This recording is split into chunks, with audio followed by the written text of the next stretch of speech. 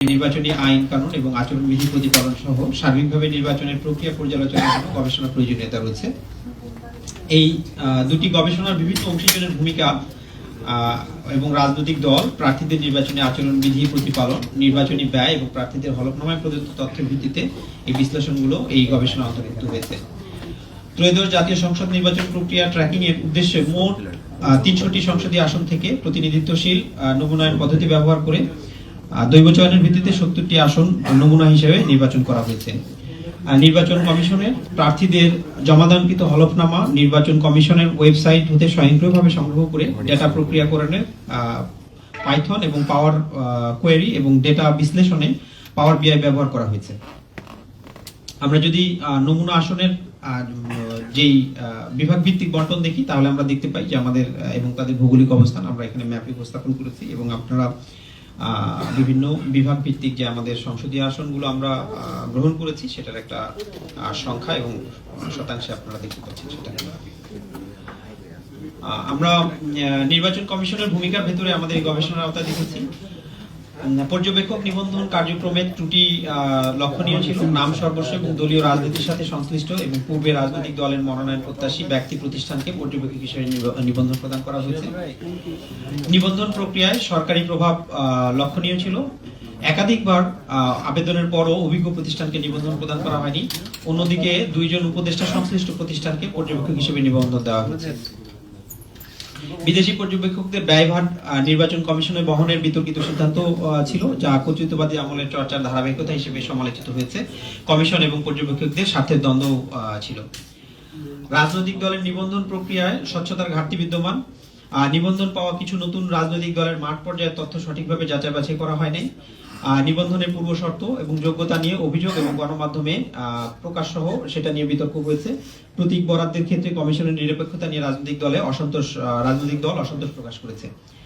প্রার্থীদের হলফনামায় প্রদত্ত আয় ব্যয়, দ্বৈত নাগরিকত্ব, সম্পদ, বিদেশে আয় এবং সম্পদ, আয় ও সম্পদ, ঋণ, দায় সংক্রান্ত তথ্যের উপর টিআইবির প্রকাশিত তথ্য বিশ্লেষণ সহ গণমাধ্যমে ব্যাপক প্রচার সত্ত্বেও তথ্য সঠিকতা এবং পর্যাপ্ততা এবং আয় ও সম্পদ কতটা বৈধ উপায়ে অর্জিত তা সঠিকভাবে যাচাই হয়নি, হবে কিনা এবং ব্যত্যয়ের ক্ষেত্রে কার্যকর ব্যবস্থা নেওয়া হবে কিনা এই ব্যাপারেও প্রশ্ন রয়েছে। মনোনয়ন বৈধতার জন্য স্বতন্ত্র প্রার্থীদের সর্বাধিক আপিল এবং নামঞ্জুরের ঘটনা ঘটেছে। ১% সমর্থকদের স্বাক্ষর থাকা সত্ত্বেও যাচাইয়ের সময় তাদের না পাওয়া এবং স্বাক্ষরে অসামঞ্জস্যতার অজুহাতে স্বতন্ত্র প্রার্থীদের মনোনয়ন বাতিলেরও অভিযোগ রয়েছে। আমরা দল ভিত্তিক যেই মনোনয়ন এবং সেটার পুনর্বিবেচনার মনোনয়নের বাছাইয়ের পরে কত শতাংশ কতটা জমা হয়েছিল এবং কতটা বাতিল হয়েছে প্রাথমিকভাবে, তারপর পুনর্বিবেচনার জন্য আপিল এবং তার ফলাফলের ভিত্তিতে দল ভিত্তিক আমরা একটা আলোচনা দেখতে পাচ্ছি। এখানে স্বতন্ত্র প্রার্থীদের ৪৭৪ জন মনোনয়ন বাছাই মনোনয়নের জন্য জমা দিয়েছিলেন, ৩৫০ জন বাতিল হয়েছিল এবং সেখান থেকে ২৬৩টি আপিল হয়েছে এবং মঞ্জুর হয়েছে ১৬৫। সো আমরা একইভাবে অন্যান্য দলগুলোর ক্ষেত্রেও সেটি দেখেছি। জাতীয় পার্টির ক্ষেত্রে আমরা দেখেছি ২২৪টি এবং বাতিল হয়েছিল ৫৭টি এবং সেখানে আপিলের জন্য ৫৩টি আবেদন করেছিল এবং ৩৪টি আবেদন মঞ্জুর করা হয়েছে। রাজনৈতিক দলের ভূমিকার ভেতরে আমরা দেখেছি নির্বাচনী সমঝোতা, জোট, কোন্দল এবং রাজনৈতিক বিভাজন লক্ষণীয় ছিল। প্রার্থীদের যোগ্যতা এবং জনপ্রিয়তা বিচার না করে মনোনয়ন প্রদানের অভিযোগও রয়েছে। সক্রিয় এবং দলের প্রতি অধিক অবদান রাখা প্রার্থীরা মনোনয়ন বঞ্চিত হয়েছে। মনোনয়ন বঞ্চিতদের আন্দোলন, অন্তদ্বন্দ্ব এবং সহিংসতা দেখা গেছে। এটা ক্ষমতার রাজনীতির একটি দৃষ্টান্ত। ডিজিটাল প্ল্যাটফর্ম ব্যবহার করে মিথ্যা সহিংসতার তথ্য প্রচার, অস্থিতিশীলতা তৈরি, ভোটারদের বিভ্রান্ত করা এবং নির্বাচনকে প্রভাবিত করতে এআই ব্যবহার করে প্রস্তুতকৃত ফটোকার্ড এবং ভিডিও দিয়ে বিভিন্ন প্রচার মাধ্যমে অপপ্রচার চালানো হয়েছে। রাজনৈতিক দলগুলোর নির্বাচনী প্রচারণায় ধর্মের ব্যবহার করা হয়েছে। নারীদেরকে অবমাননা করে সামাজিক মাধ্যমে পোস্ট এবং তা নিয়ে বিতর্ক হয়েছে। নারী প্রার্থীদের প্রচারণায় বাধা প্রদান, অশালীন, নারী বিদ্বেষী মন্তব্য ও প্রচারণা সামগ্রী ছেঁড়া এবং সামাজিক যোগাযোগ মাধ্যমে অধিকতর অশ্লীলতা এবং ধর্মান্ধ হয়রানির বিষয়গুলো আমরা এই নির্বাচনে পর্যবেক্ষণ করেছি। নির্বাচনের দিন ব্যবহারের জন্য অবৈধ সিল সহ রাজনৈতিক কর্মী গ্রেপ্তার হয়েছেন। ইলেকশন ইঞ্জিনিয়ারিং এর অভিযোগও প্রতিপক্ষরা করেছেন। নির্বাচনের আগের দিন দেশের বিভিন্ন স্থানে প্রভাবশালী রাজনৈতিক দলের নেতা কর্মীদের বিপুল পরিমাণ অর্থ সহ গ্রেপ্তার হওয়ার ঘটনা ঘটেছে। ভোটারদের প্রভাবিত করতে নগদ অর্থ বিতরণ এবং বিতরণের সময় নেতা কর্মীরা গ্রেপ্তার হয়েছেন। ক্ষেত্র বিশেষে ভোটারদের হুমকি দিয়ে প্রতিদ্বন্দ্বী প্রার্থী নেতা কর্মীরা বক্তব্য প্রদান করেছেন। এছাড়া অস্ত্রসহ নেতা কর্মী গ্রেপ্তার হয়েছে। কিছু আসনে প্রতিপক্ষের নির্বাচনী অফিস এবং ভোট কেন্দ্রে হামলা, কেন্দ্রের অবৈধ অনুপ্রবেশ এবং প্রভাব বিস্তারের চেষ্টাও করা হয়েছে। 11 দলীয় জোটের ভোট গণনায় অনিয়ম সহ 10% পর্যন্ত কারচুপির অভিযোগ, কেন্দ্র দখল এবং প্রশাসনকে ব্যবহার করে ভোট গণনার ফল পাল্টে দেওয়ার অভিযোগ, 30টি আসনে ভোট পুনরায় গণনার দাবি করা হয়েছে। নির্বাচনে বাংলাদেশের আওয়ামী লীগ যে ভূমিকা আমরা সেটা দেখেছি। অন্তর্বর্তী সরকার কর্তৃক নির্বাচন স্থগিত সহ আওয়ামী লীগের কার্যক্রম এবং ছাত্রলীগ নিষিদ্ধ করা হয়েছে। অন্যদিকে জুলাই অভ্যুত্থান এবং অন্তর্বর্তী সরকারকে অবৈধ এবং ষড়যন্ত্রমূলক ঘোষণার অবস্থানে আওয়ামী লীগ অবিচল অবস্থান গ্রহণ করেছে। একইভাবে নির্বাচনকে প্রাতিষ্ঠানিকভাবে আওয়ামী লীগ কর্তৃক অবৈধ এবং প্রতিহত করার ঘোষণা এবং তৎপরতা দেখা গেছে এবং নির্বাচন এবং নির্বাচনী পরিবেশে আওয়ামী লীগের নেতিবাচক ভূমিকা সক্রিয় উপস্থিতি ছিল।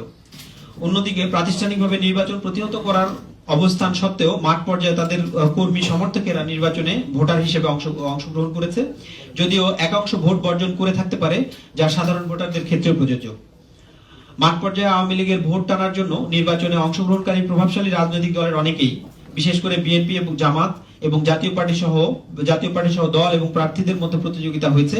এতে আওয়ামী লীগের নেতাকর্মীরাও সাড়া দিয়েছেন এবং অনেক ক্ষেত্রে নির্বাচনে সরাসরি অংশগ্রহণকারী কোনো দলের যোগদান এবং প্রচারণায় সক্রিয়ভাবে অংশগ্রহণ করেছেন। ফলে আওয়ামী লীগ একদিকে দল হিসেবে আনুষ্ঠানিকভাবে নেতিবাচক এবং অন্যদিকে অনানুষ্ঠানিকভাবে দলটির নেতাকর্মী সমর্থকরা ভোট সহ রাজনৈতিক অধিকার প্রয়োগ করেছেন। উভয় ভূমিকার ক্ষেত্রে দলটির প্রত্যক্ষ এবং পরোক্ষ ভূমিকা বিদ্যমান ছিল। আমরা আরো অংশীজনদের ভিতরে আইন শৃঙ্খলা রক্ষাকারী বাহিনীর ভূমিকা দেখেছি। সেখানে যৌথ বাহিনীর অভিযান চলাকালে আইন শৃঙ্খলা পরিস্থিতির অবনতি, আমরা নির্বাচন পূর্ব পরিস্থিতি আমরা দেখেছি। সেই সময় ছিনতাই, রাহাজানি, মব সহিংসতা অব্যাহত ছিল সেই সময়টায়। তফসিল ঘোষণার 24 ঘন্টার মধ্যে সম্ভাব্য প্রার্থী হত্যাকাণ্ডের শিকার হয়েছেন।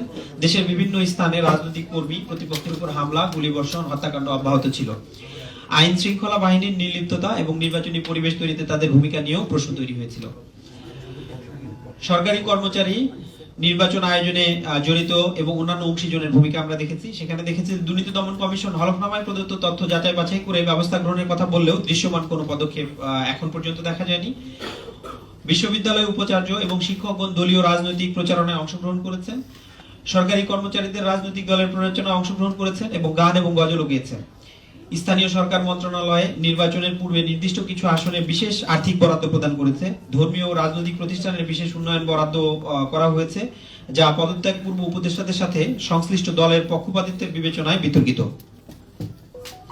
দায়িত্বপ্রাপ্ত পোলিং অফিসার, প্রিজাইডিং অফিসার এবং সহকারী প্রিজাইডিং অফিসাররা বিভিন্ন ধরনের অনিয়ম আমরা লক্ষ্য করেছি। নির্বাচনের আগে এর ভেতরে ছিল নির্বাচনের আগের দিন কিছু আসনে প্রতিপক্ষের নেতাদের সাথে গোপন বৈঠক এবং আপ্যায়ন গ্রহণ করেছেন তাদের।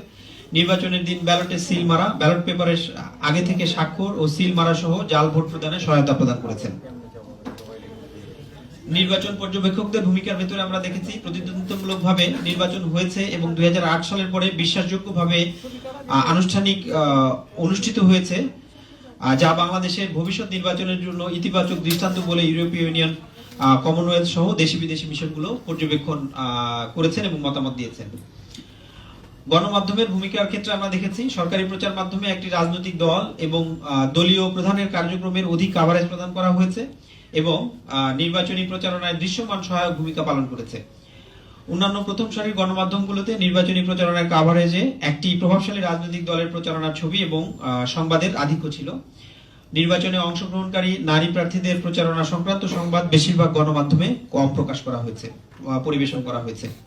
আমরা যদি সরকারি প্রচার মাধ্যমের ভূমিকা দেখি, আমাদের একটি অংশ ছিল, সেটা আমরা দেখেছি যে 1 অক্টোবর 2025 থেকে 12 ফেব্রুয়ারি 2026 পর্যন্ত বিটিভির রাত 8টার খবরে নির্বাচন সম্পর্কিত সংবাদের রাজনৈতিক দল এবং প্রার্থীদের পিছনে মোট যে সময় ব্যয় করা হয়েছে, সেই ব্যয়িত সময়ের ভিত্তিতে আমরা বলছি যে 593 মিনিট 55 সেকেন্ড ব্যয় করা হয়েছে, যার প্রাক্কলিত আর্থিক মূল্য 5,34,52,500 টাকা। নির্বাচনী প্রচারণায় সর্বাধিক তথ্য প্রচারে বিএনপিকে প্রাধান্য দেওয়া হয়েছে। এক্ষেত্রে আমরা দেখতে পাচ্ছি রাজনৈতিক দলগুলোর ভিত্তিতে কত পরিমাণ সময় দেওয়া হচ্ছে তফসিল ঘোষণা পূর্ব, তফসিল ঘোষণার পর এবং প্রচারণার জন্য অনুমোদিত সময়ে। সেটার ক্ষেত্রে আমরা দেখেছি বিএনপির জন্য 143 মিনিট 33 সেকেন্ড দেওয়া হয়েছে, জামাতে ইসলামের জন্য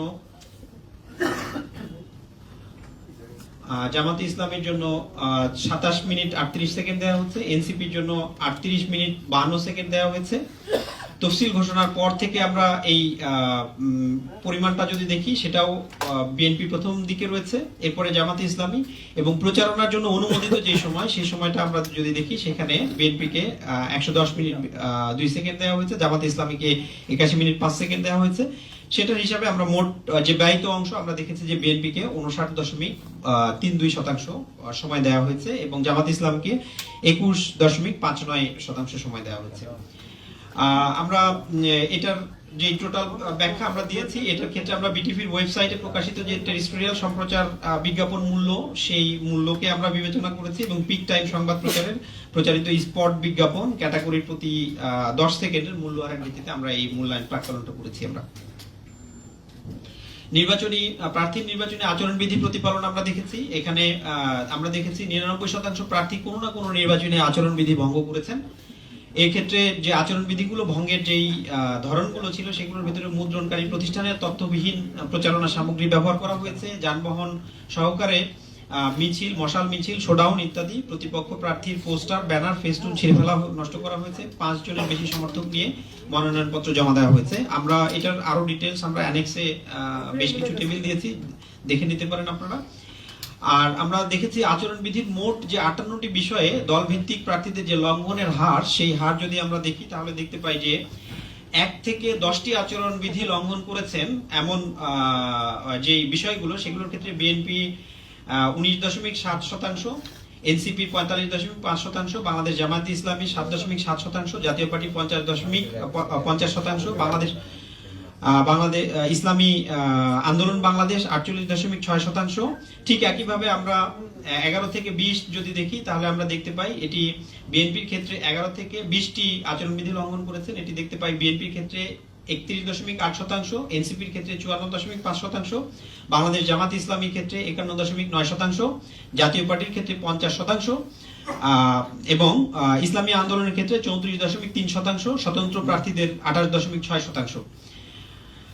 একইভাবে 21 থেকে 30টি আচরণবিধির বিষয়ে লঙ্ঘন করেছেন এরকম বিএনপির 30.3% প্রার্থী, যে বাংলাদেশ জামাতে ইসলামের 28.8%, বাংলাদেশ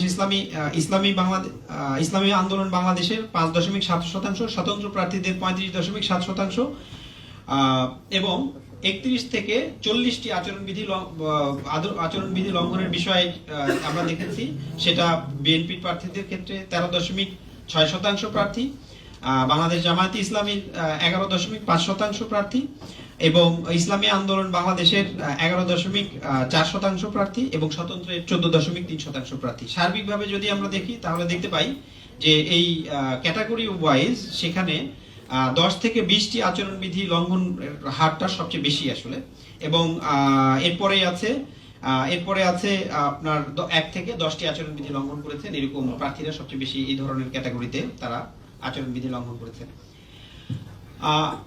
নির্বাচনের দিন সংগঠিত যে অনিয়মগুলো হয়েছে, সেই অনিয়মের আমরা একটা দেখেছি। সেখানে আমরা দেখেছি ভোটারদের হুমকি দিয়ে তাড়ানো বা কেন্দ্রে প্রবেশ করার ক্ষেত্রে যেই ঘটনাগুলো ঘটেছে, এটা 46.4% আসনে ঘটেছে। ভোটারদের জোর করে নির্দিষ্ট মার্কায় ভোট দিতে বাধ্য করা হয়েছে 35.7%। জাল ভোট দেওয়ার ঘটনা ঘটেছে 21.4%। আমাদের যে নির্বাচিত আসনগুলো, সেগুলোর ভিতরে 21.4% আসনে। বিধি লঙ্ঘন এবং আইন শৃঙ্খলা ভঙ্গ, অনিয়ম প্রতিরোধে প্রশাসন এবং আইন শৃঙ্খলা বাহিনীর নিষ্ক্রিয়তা আমরা দেখেছি 21.4% আসনে। বুথ দখল 14.3%। ভোট গ্রহণের আগে ব্যালটে সিল মারার ঘটনা আমরা দেখেছি 14.3% আসনে। একইভাবে আমরা অন্যান্যগুলো দেখেছি, আমরা ডিটেলসটা পড়ছি না, তবে আমাদের গবেষণা অন্তর্ভুক্ত 40% আসনে একাধিক অনিয়মের ঘটনা সংঘটিত হয়েছে। এদের মধ্যে 28.6% আসনে অনিয়ম এবং আইন শৃঙ্খলা ভঙ্গের ঘটনায় প্রার্থীর পক্ষ থেকে অভিযোগ দায়ের করা হয়েছে, এবং অভিযোগ দায়েরের প্রেক্ষিতে 75% আসনে সংশ্লিষ্ট কর্তৃপক্ষ পদক্ষেপ গ্রহণ করেছেন। নির্বাচন অনুষ্ঠানের দিন আমরা দেখেছি, নির্বাচনের দিনে কেন্দ্রগুলোতে সংগঠিত যেসব অনিয়ম হয়েছে সেগুলোর মধ্যে অন্যতম হলো স্বতন্ত্র নারী প্রার্থীর উপর হামলা করা হয়েছে, কেন্দ্রের বাইরে ভয়ভীতি প্রদর্শন করা হয়েছে, স্বতন্ত্র প্রার্থীর পোলিং এজেন্টদের কেন্দ্র থেকে বের করে দেওয়া হয়েছে। কিছু কেন্দ্রে প্রতিদ্বন্দ্বী প্রার্থীর এজেন্টদের ঢুকতে দেওয়া হয়নি, প্রতিদ্বন্দ্বী প্রার্থীর এজেন্টদের বের করে দিয়ে নিজেরাই এজেন্ট সেজে বসে থাকার ঘটনা ঘটেছে। বানোয়াট নিয়মের অজুহাতে ভোটারদের হেনস্থা করা, একজনের ভোট অন্যজন প্রদান করা, ভোটের সময় টাকা বিতরণ করা হয়েছে, অনেকে একসাথে বুথে ঢুকে অবৈধভাবে ব্যালট পেপারে সিল মারা, আইন শৃঙ্খলা রক্ষাকারী বাহিনী কর্তৃক স্বতন্ত্র প্রার্থী পোলিং এজেন্টদের ভয় দেখানো, এজেন্টদের হয়রানি করা হয়েছে। এছাড়া ভোটার তালিকার সাথে নাম এবং ছবি না মেলায় অনেক ভোটার কেন্দ্রে গেলেও ভোট দিতে পারেননি। কোনো ভোট কেন্দ্রে ভোট গ্রহণ স্থগিত বা বন্ধ না হলেও দেশের কিছু স্থানে বিএনপি জামাত এবং বিএনপি বিদ্রোহী প্রার্থী সমর্থকদের মধ্যে সংঘর্ষ লক্ষণীয় ছিল। আমরা নির্বাচন পরবর্তী সংঘাত দেখেছি, সেখানে নির্বাচন পরবর্তী সংঘাতের ক্ষেত্রে আমাদের যে গবেষণাভুক্ত এলাকায় সেখানে দেখেছি রাজনৈতিক প্রতিপক্ষ দলগুলোর মধ্যে সংঘাত হয়েছে। এইরকম আমাদের সংখ্যায় আমরা বলছি এটা সহিংসতার সংখ্যা 45। প্রতিপক্ষের ভোটার কর্মী সমর্থকদের ভয়ভীতি প্রদর্শন করা হয়েছে এমন ঘটনা ঘটেছে 34টি। একই দলের বিদ্রোহী প্রার্থীদের মধ্যে সংঘর্ষ হয়েছে 16টি। বোমা বিস্ফোরণের ঘটনা এবং অবৈধ অস্ত্র ব্যবহার এবং গুলির ঘটনা ঘটেছে 5টি। প্রতিপক্ষ সমর্থক ভোটারদের থেকে জোরপূর্বক অর্থ বা চাঁদা আদায়ের ঘটনা ঘটেছে 3টি। ফলাফল প্রত্যাখ্যান করে বিক্ষোভ হয়েছে 2টি। প্রশাসন এবং আইন শৃঙ্খলা রক্ষাকারী বাহিনীর সাথে সংঘর্ষের ঘটনাও ঘটেছে এবং ধর্মীয় জাতিগত সংখ্যালঘু ভোটারদের উপর হামলার ঘটনাও আমরা দেখেছি আমাদের গবেষণাভুক্ত এলাকায়। দল এবং প্রার্থীর নির্বাচনী প্রচারণা ব্যয় আমরা যদি দেখি তাহলে সেই ক্ষেত্রে আমরা দেখতে পাই যে সামাজিক যোগাযোগ মাধ্যমে নির্বাচনী প্রচারণার জন্য রাজনৈতিক দল এবং প্রার্থীদেরা অনিয়ন্ত্রিতভাবে অর্থ ব্যয় করেছেন। এই ক্ষেত্রে আমরা তফসিল ঘোষণা পূর্ব থেকে নির্বাচনের পূর্ব পর্যন্ত যে সময়টা সেই সময় আমরা প্রত্যক্ষ করেছি। সেখানে দেখেছি যে আমরা বিএনপির যেই পেজ ছিল, দলীয় পেজ যেটা ছিল সেটা 21টি পেজে আমরা দেখেছি 1,24,52,532 টাকা খরচের আমরা তথ্য পেয়েছি। এছাড়া বিএনপির প্রার্থীদের পেজ আমরা পেয়েছি 111টি, যেখান থেকে খরচ করা হয়েছে 1,75,34,780 টাকা এবং মোট ব্যয় যদি আমরা দেখি তাহলে দেখতে পাই যে বিএনপি 2,99,87,312 টাকা খরচ করেছে। ঠিক একইভাবে আমরা জামাতে ইসলামীর 8টি পেজ দলীয় পেজ দেখেছি এবং সেখানে মোট ব্যয় হয়েছে 28,62,160 টাকা। তাদের প্রার্থীদের 107টি পেজ দেখেছি আমরা এবং সেখানে 1,56,56,200 টাকা খরচ করেছেন তারা এবং মোট ব্যয় হয়েছে তাদের জামাতে ইসলামীর 1,35,18,360 টাকা। ঠিক একইভাবে আমরা এনসিপি, ইসলামী আন্দোলন বাংলাদেশ এবং এবি পার্টির আমরা যেই অনলাইন প্রচারণা সেই প্রচারণার অংশ দেখেছি এবং সেখানে আমরা মেটা প্ল্যাটফর্ম থেকে প্রাপ্ত তথ্য প্রাপ্তির ভিত্তিতে ফেসবুক পেজ সমূহের ব্যয়ের যে তথ্য সংকলন করা হয়েছে এটার বাইরেও আরো তথ্য থাকতে পারে, আমরা সেই তথ্যগুলো আমাদের এই গবেষণা অন্তর্ভুক্ত হয়নি। আমরা সেখানে ডলারকে টাকায় কনভার্ট করেছি। সেই ক্ষেত্রে আমাদের 70টি